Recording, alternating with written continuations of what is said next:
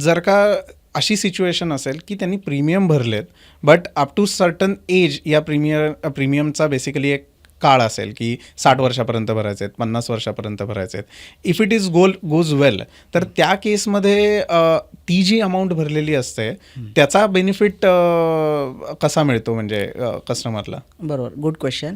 आता याच्यामध्ये दोन प्रकार असतात.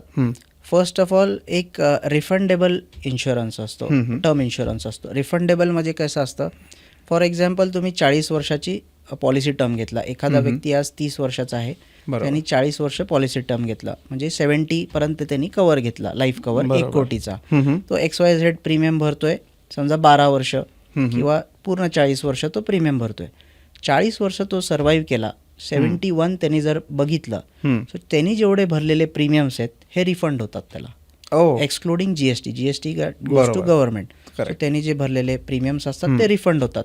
ओके. सो हा एक रिफंडेबल ऑप्शन आहे. म्हणजे ज्याला वाटतं की माझे पैसे परत मिळावे, काही नाही झालं तर ते परत रिटर्न होतात. पण हे युजली ऑप्ट करतात का लोक? करतात. का मॅक्झिमम काउंट तोच आहे ही फॅसिलिटी ऑप्ट? अजून एक ऑप्शन आहे त्याच्यामध्ये, हा रिफंडेबल झाला. दुसरा ऑप्शन जो मी सांगितलं की आता मार्केट ओरिएंटेड प्लॅन्स आहेत, म्हणजे 1 कोटीचा टर्म इन्शुरन्स पण मिळेल, प्लस तुमची 50 ते 60% रक्कम ही म्युच्युअल फंडला पण जाते. So as your cover is there intact till next 40-50 years, your mutual fund is also growing for the next 40 years.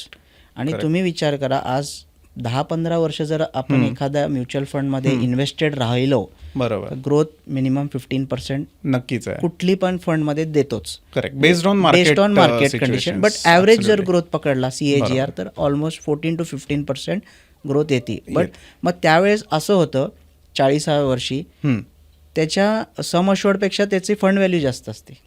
अच्छा. म्हणजे फॉर एक्झाम्पल मी 12 वर्ष प्रीमियम भरले, 40 वर्षाचा कव्हर घेतला, माझी डेथ 30व्या वर्षी झाली. At that point of time जर माझी फंड व्हॅल्यू 2 कोटी आहे आणि माझा सम अश्युअर्ड 1 कोटी आहे, तर माझ्या नॉमिनीला 2 कोटी मिळणार.